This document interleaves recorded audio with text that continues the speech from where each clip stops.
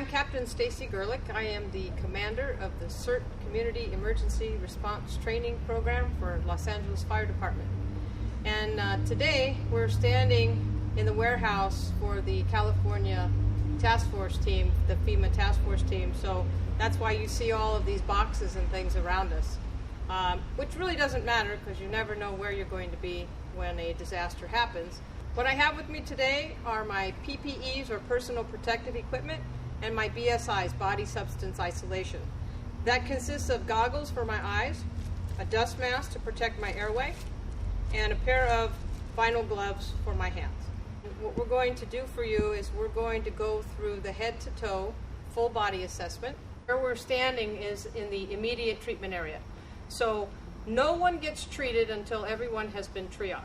So this patient that we're here with right now has already been triaged. They're in the immediate area, and we know that because they're in the red tarp, or on the red tarp. So when you approach your patient, try to approach them from a position that they will see you coming. If your patient is awake, remember that under the Good Samaritan law, you need to ask their permission to treat them. So you introduce yourself. I'd say, "Hi, my name is Stacy. I'm trained in first aid. Can I help you?" If the patient is awake, more than likely they will consent. If they are unconscious, it is implied consent. And if they are incapacitated, it is implied consent. And if it's a minor and there's no parent or guardian, it also falls under implied consent. So I have my gloves on, as you can see, those, and my goggles, my body substance isolations. I'm not wearing my mask so that you could hear and understand what it is that I'm instructing you on today. So I'm going to come up here to the head of this patient, and I'm going to put my hands on the sides, and I'm going to feel for any abnormalities, any lumps or bumps, and I'm also going to be looking for any bruising or discoloration. Take my thumbs and gently press down on the forehead, checking the integrity of the bone structure here of the face. Also the cheekbones and the lower jaw, using my thumb and fingertips. Again, if I'm feeling a lot of movement in the cheek area, I should be concerned with the potential airway problem because there's probably going to be internal bleeding. So just pay attention and watch the patient's airway. Okay, so now I'm at the eyes, and what I want to do is I want to look at the size of the pupils. Now, if you need to lift the upper lids, that's okay. Just don't stick your thumbs into their eye sockets, okay? You're going to check to see the size of the pupils. If one is larger than the other, that's a pretty good indication of a head injury. There's nothing you can do at this point, but remember, documentation is very important. We're going to come down, we're going to look into the nose, and we're going to look into the ears without manipulating the head, and we're looking for any blood or clear fluid. Blood is blood, clear fluid could be cerebral spinal fluid. When there's a fracture at the base of the skull, it will come out either the nose and or the ears. We're going to take one hand and gently feel the back of the neck, and now we're feeling to make sure that the spine is in line. So at this time, it's a good idea for you to reach back and check yours and see what it feels like so you know what normal really is. Come around, take your hands, and you want to cup the shoulders. You want to make sure they feel equal and that they're not moving in places where they shouldn't be. You're going to take a quick look at the neck in the front there because you're looking to see where the Adam's apple is or where your trachea lies, and it should be midline in the middle of your neck. If it isn't, it's a pretty obvious thing that you'll notice that it's off center. Okay, slide over to one side a little bit, and what you're going to do now is you're going to take your thumbs and gently press on the collarbones, again feeling for the integrity of the bone structure there, and you're going to take both your hands and squeeze on the upper arm. Now remember, I'm going to lift this up for you. You have one bone in the upper arm and you have two in the lower. Now you need to squeeze hard enough to actually feel the bone structure. And while you're here, go ahead and do capillary refill because it will tell you what's going on with the circulation to that limb. If you can comfortably reach over, go ahead and do that. Squeeze the arm again as I stated on the other side, and then check your capillary refill. Now you're here at the chest. And in order for you to assess the sternum or the breastbone, you want to use the little finger side of your hand, and you want to press down, not too hard, but hard enough to kind of feel the springiness of the chest itself. Also pay attention to what's happening with your patient here, because even if the patient is unconscious, they can respond to painful stimulus, and that's important for you to document. with both hands, one on either side, close up into the armpits. You're going to push in as you move down to about the level of the belly button, because this is where your rib cage ends. Same thing now, you're looking to see if there's any reaction from your patient. Now you're in the abdominal area. One of your important landmarks is your belly button. So on a real patient, you're not going to be lifting up their shirt and exposing them. However, I want you to understand it's important because you visualize in your mind where the belly button is. You draw an imaginary vertical line and an imaginary horizontal line through the center of the belly button. You've now divided the abdomen into 4 equal parts. You have 2 upper and 2 lower. Put one hand on top of the other, mindful to use your fingertips because you need the dexterity for feeling and assessing. It doesn't matter if you start away from you or close to you, whatever is most comfortable. You're going to push down with your fingertips and you're going to cover all 4 quadrants of the belly. And what you're noticing here and what you're trying to pick up on is, are there any masses? Like maybe there's an organ that's been affected. Is there rigidity? Like when you're in a half sit-up position, your stomach's real tight. That could be a good indication of internal bleeding. Distension like a watermelon. Again, later sign because it takes a while for the abdominal cavity to fill with blood, but certainly that could happen. So these are the things that you want to document. As you move down, now you want to take the palms or the heels of your hand and you want to find the hip bones. You want to push in or squeeze on either side. And again, you're testing the integrity of the pelvis. And then bring the heels of your hands so that they're on top of the hip bones and you're pushing down from above. And a tiny little rock here is good. Now, most often when there's a fracture of the pelvis, you're going to get it around the pubic area because there's cartilage that comes together. And it's common for that to separate. So when you're pushing down from above, you may feel a little bit of a give. And again, you're watching to see what's happening with the patient and you're documenting this. You kind of slide down, you've got your lower extremities. You're going to squeeze hard enough to feel the bone structure. Now remember, the femur is the largest bone in the body. So you have to push with some pressure.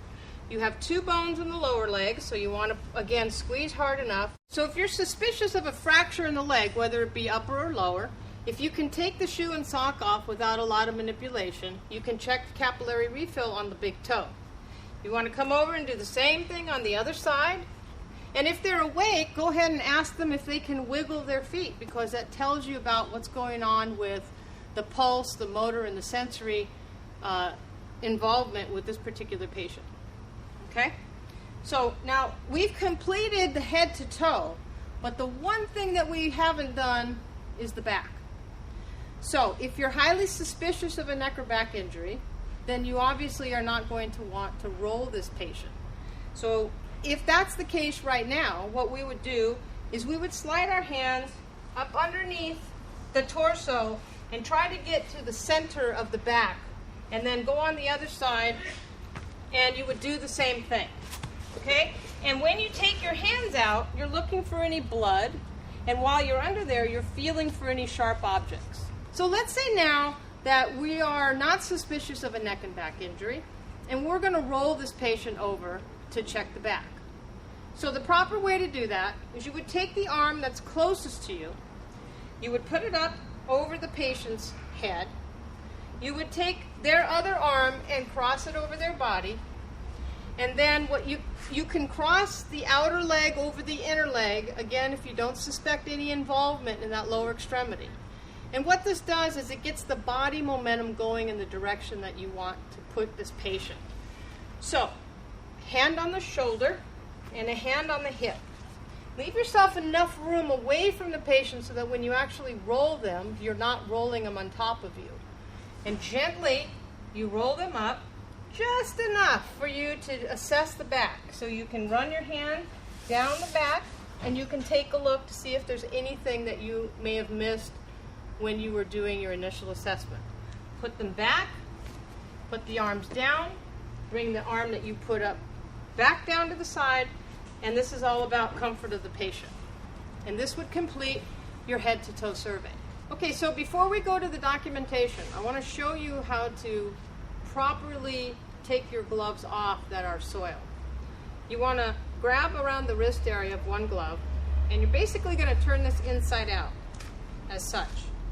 You're going to roll it up in the gloved hand, and then you're going to take your ungloved hand and come underneath the wrist, okay, so because you're now against your body, so it's nothing that's contaminated. You're turning this inside out. The gloves are inside out, and all the bad stuff is inside. And you should properly dispose of this in a biohazard bag, which is red, or if you don't have that, in your CERT kit, you should have some Ziploc bags so that you can put all of those soiled bandages that you've used until you can properly dispose of them. If during that head-to-toe survey you find something such as a potential fracture or dislocation, you need to document all this information. You're either going to do it on a triage tag, or you're going to do it on a piece of tape or shipping tag or a piece of paper, anything that you have that's going to stay with the patient. Now, we train you to work with a partner. So in reality, while the one person is doing the hands-on head to toe, the other person can be taking these little notes as you go along the way, because sometimes there's a lot going on and it's difficult to remember what it was that you found. But in the event that you didn't have that available to you, now you go back and you write these little notes down. So, possible fractured left arm, possible fractured left leg. This doesn't have to be a dissertation, okay? It's just a small note to remind you that when you're ready to go back and do the splinting and the bandaging, now you know where to go for that. Okay, so now what I'm going to do for you is I'm going to demonstrate the head-to-toe survey in the time frame in really which you should be doing it, and that is 60 seconds or less. Okay, so this takes time for you to get this, okay, so don't worry if it doesn't look the same when you do it, you'll get it. All right, so I'm here at my patient, and for purposes of the video for you, the patient is unconscious. I'm not going to introduce myself. It's implied consent. I've got my body substance isolation on. I've got my gloves and my goggles right now. I'm purposely, again, not wearing the mask so you could hear me. I start up here at the head. I'm going to feel for any lumps and bumps and things that shouldn't be there. I'm going to gently press down on the forehead for the integrity, the cheekbones, and the lower jaw. Again, feeling for anything that's moving that shouldn't be. I'm going to check the pupils for the size, making sure they are equal. I'm going to look into the nose and the ears for any blood or clear fluid. I'm going to gently feel the back of the neck, making sure it's in line. Check the midline of the trachea, the windpipe. Slide around. So I'm facing my patient. Gently cup the shoulders, taking my thumbs and feeling the collarbones, the sternum or the chest bone. I'm feeling the rib cage, the abdominal cavity, the extremities, capillary refill, the pelvis, the lower extremities, capillary refill on the big toe, and the back. Now, if I can roll the back, I'm going to do that as I described. Hand on the shoulder and the hip. I'm going to gently roll them up. And I'm going to check the back for anything that shouldn't be there. And then bring them back down and into the position that they were in. And that should be the way in which you're going to do that 60-second full body evaluation.